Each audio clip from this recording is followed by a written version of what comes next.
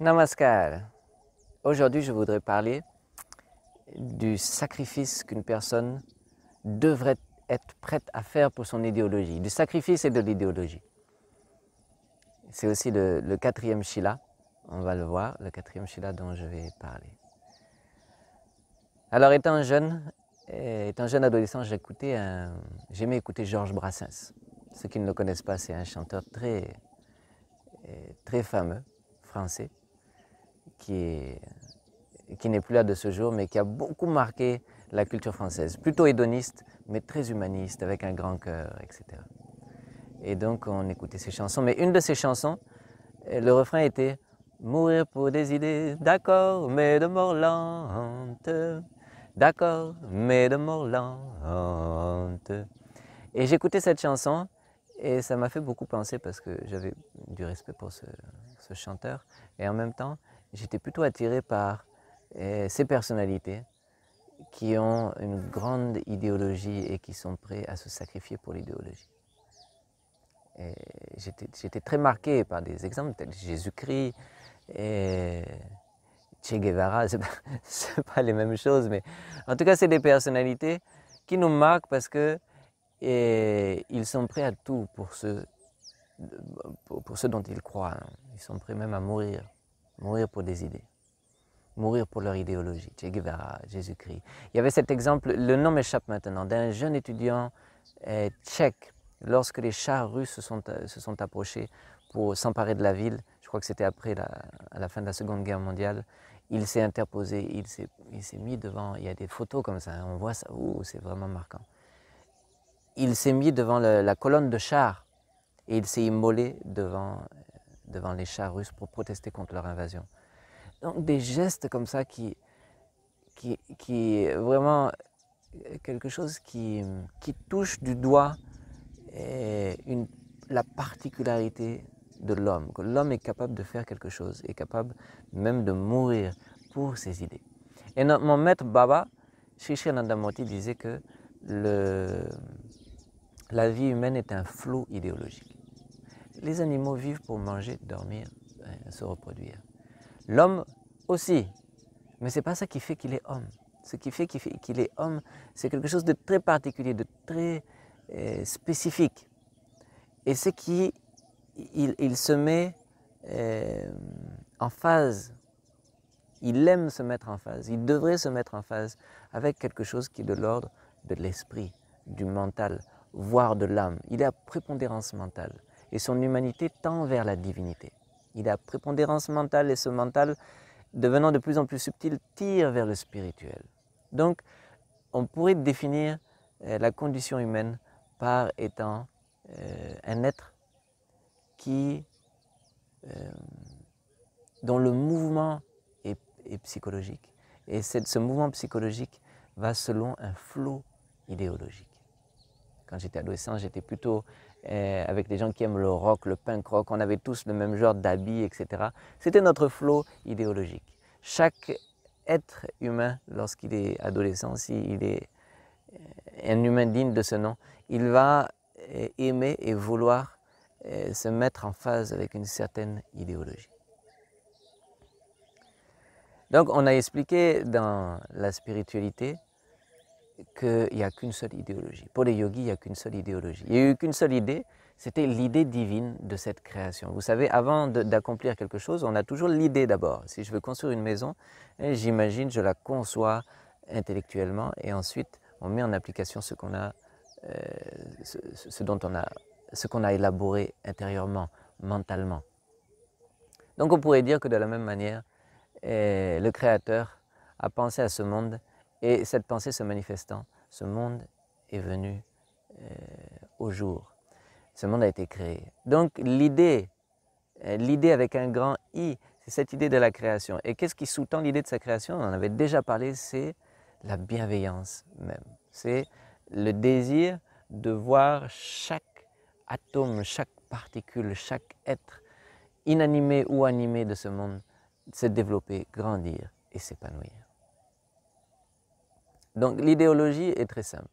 L'idéologie, c'est la bienveillance même et c'est cela, c'est de vouloir créer un paradis sur cette terre, de vouloir améliorer tout ce qui peut l'être pour que tous et chacun s'épanouissent de façon interdépendante.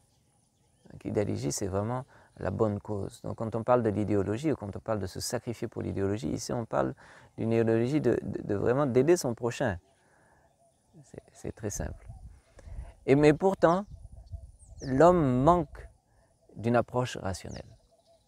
Et il s'accroche parfois à des idéologies complètement irrationnelles, inhumaines.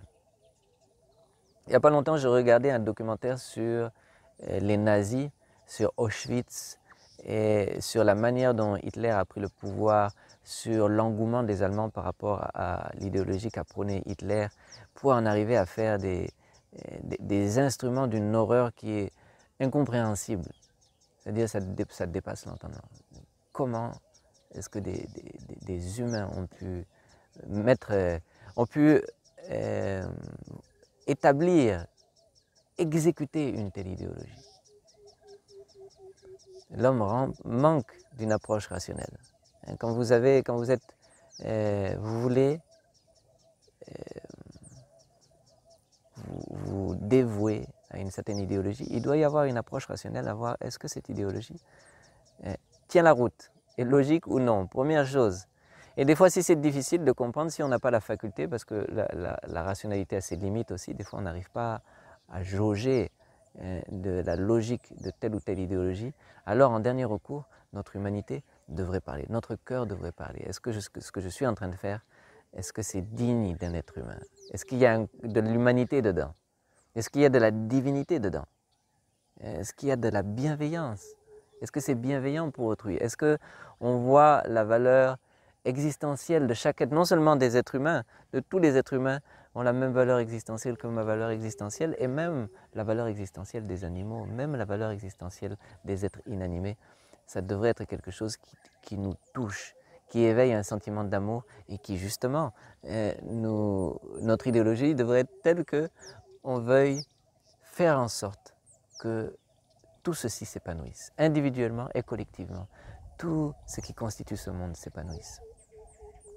Donc l'homme ne vit pas juste pour manger et pour dormir. Il vit pour quelque chose de bien plus grand. Et le plus l'homme est idéologique, le plus il vit pour l'idéologie, le plus il devient homme, le plus il développe des facultés qui sont nobles en lui, qui sont subtiles. Donc, on a tout intérêt à vivre une vie idéologique. C'est ça qui fait de nous des hommes.